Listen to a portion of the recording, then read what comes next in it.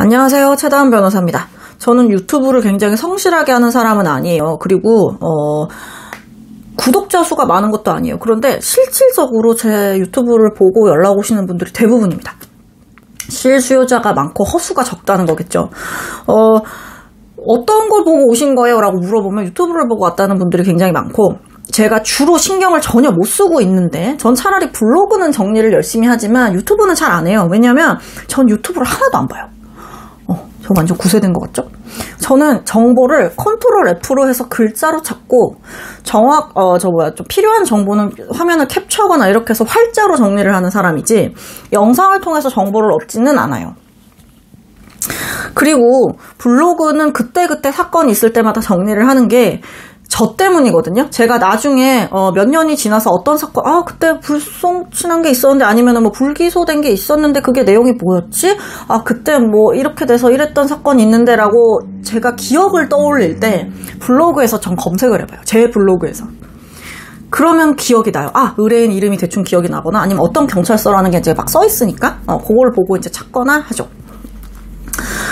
그래서 유튜브는 정말로 제가 보려고 하는 건 1도 아니고 누군가에게 보여주려고 하는 건데, 그러다 보니까 잘 안 하게 돼요. 제가 뭐 유튜브로 뭐 인기를 얻겠습니까? 뭘 하겠습니까? 그냥 정말로 잘못된 정보가 너무 많으니까 답답해서 간혹 올리는 건데, 그래도 2년 전에 올렸던 영상 보고 왔다 이렇게 얘기를 해주시니까 저야 굉장히 감사하고, 그래서 열심히 하려고 노력을 해요. 근데 열심히 하려고 노력을 하는데 유튜브를 찍고 하는 게 저한테는 그래도 생각보다 번거로운 일이라 사실 쉽지가 않습니다. 그리고 되게 불규칙적으로 올릴 수밖에 없고, 뭐 규칙적으로 올려야 노출이 잘 된다는데 노출 안 되면 어쩔 수 없죠 뭐. 또 그래서 간혹 어떤 걸 보고 오셨어요 하면 실질적으로 사건에 대한 설명을 하는 걸 듣고 오시는 분들도 계시고, 아니면 일반론에 대해서 설명을 하는 거를 보고 신뢰가 갔다 이렇게 오시는 분들도 있어서, 오늘도 한 꼭지 좀 일반론에 대한 말씀을 좀 드리려고 해요. 자, 내가 경찰에서 조사를 받게 됐어. 그런 경우에 변호사를 선임하러 갔더니 심급 대리를 한대, 뭐 기소가 되면 어떻고 불기소가 되면 어떻고 막 이런 얘기를 들으니까 무슨 말인지 하나도 모르겠다 이런 분들이 대부분일 거예요. 그래서 제가 간단하게 설명을 드리겠습니다. 자, 우리 직원이 이렇게 예쁘게 표를 저한테 만들어 줬어요. 요거는 저희 사무실에 방문하면 제가 직원이 출력해준 이 종이를 보면서 설명을 드리는 그건데요. 오늘은 유튜브에서 한번 설명을 드려보겠습니다. 자, 형사사건 절차에 대한 안내예요. 자, 경찰이 있고, 경찰이 사건을 검찰로 넘기면 또 이제 재판으로 넘어갈 수도 있고 이렇게 되겠죠. 자, 재판은 우리나라는 어떻게 돼요? 3심제니까 1심, 2심, 3심이 있습니다. 재판 전까지를 수사 단계라고 하고요. 여기서부터는 공판 단계라고 합니다. 자, 경찰이 사건을 받아서 이제 사건화가 돼서 수사를 하게 되죠. 그러면 이 사건을 죄가 되는 것 같아요. 검찰로 넘기는 걸 송치라고 합니다. 자, 송치 안 해도 되겠네. 이거 뭐 깜도 안 되네. 이게 무슨 사건이야 하면 불송치 결정을 하게 돼요. 자, 송치를 했다. 그러면 검사가 또 한 번 더 수사를, 이제는 뭐 수사를 안 하겠지만 어쨌든 여기를 수사 단계라고 하니까 그냥 이렇게 적어둘게요. 검찰이 이거를 기소를 해.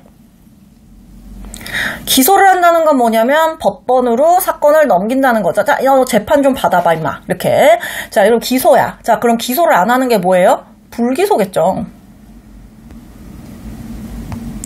송치하는 거 아닌 거 불송치, 기소하는 거 아닌 거 불기소 이렇게 돼 있고, 자, 우리나라는 3심제니까 1심, 2심, 3심 이렇게 진행이 됩니다. 자, 여기까지가 뭐라고요? 수사 단계.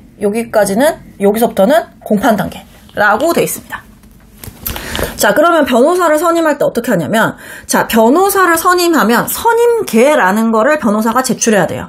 자, 제가 변호인으로 선임이 됐습니다. 이런 식으로 제출하는 게 각 심급당 되는데, 자, 그 선임계가 어떻게 들어가냐면요. 요 1심까지 한 번, 2심 따로, 3심 따로 선임계가 이렇게 들어가요. 그러니까 보통 그렇게 계약을 하는 경우들도 있는 거죠. 근데 저희 사무실은 무조건 수사 단계에서 한 번 선임을 하고요. 그 다음에 1심 한 번 선임하고 이런 식으로 나눠서 선임을 합니다. 자, 어떤 변호사 사무실에 가면 어떻게 선임하는지가 다 달라요. 자, 어디까지 선임하는지가 다 다릅니다. 수사 단계까지인지, 1심까지인지 2심까지 이 사건 뭐 끝날 때까지 선임을 하는지 그거는 그 변호사님과 의뢰인의 마음이에요. 그러니까 그렇게 어디까지 단계가 얼마라는 건지 정확히 이해를 하시면 좋은데요. 저희 사무실은 무조건 수사 단계 하나, 재판 단계는 별도로 받습니다. 왜 그러냐면 하나라도 더 쪼개서 돈 더 받아야지 이런 게 아니고요. 저는 다투는 경우를 너무 많이 봤어요. 자, 수사 단계에서 대충 잘 끝날 줄 알고 좋게 1심까지 그 변호사님이랑 선임을 했는데 수사 단계에서 너무 신경을 안 써주셨어요. 그래가지고 막말로 기소 안 될 수도 있다라고 했는데, 자, 재판으로 안 갈 수도 있다라고 했는데 재판으로 갔네요. 너무 불안해요. 막상 뭐 선임할 때는 처음 와가지고 변호사 얼굴 보면서 상담도 하고 그랬는데 그 이후엔 연락도 안 돼요. 이게 기소가 되니까 내 멘탈이 나갔어. 자, 재판 단계만큼은 진지하게 해주는 변호사님으로 바꾸고 싶어요. 그런데 전에 사무실에서 1심까지 선임을 했기 때문에 자, 수사 단계에서 난 나갈 거니까 돈 돌려줘 이러면서 싸우는 경우를 전 너무 많이 봤단 말이에요. 잘 안 돌려줍니다. 그러니까 수사 단계 하나 선임하고 그 다음에 1심 하나 선임하고 2심 하나 선임하고 3심 하나 선임하시는 게 마음에 안 들면 바꿀 수 있다는 거죠. 그리고 분쟁이 안 생겨요. 의뢰인이랑 안녕 하는데 분쟁까지 생기게 되면 얼마나 스트레스가 큽니까? 그렇기 때문에 만에 하나를 위해서 하는 거죠.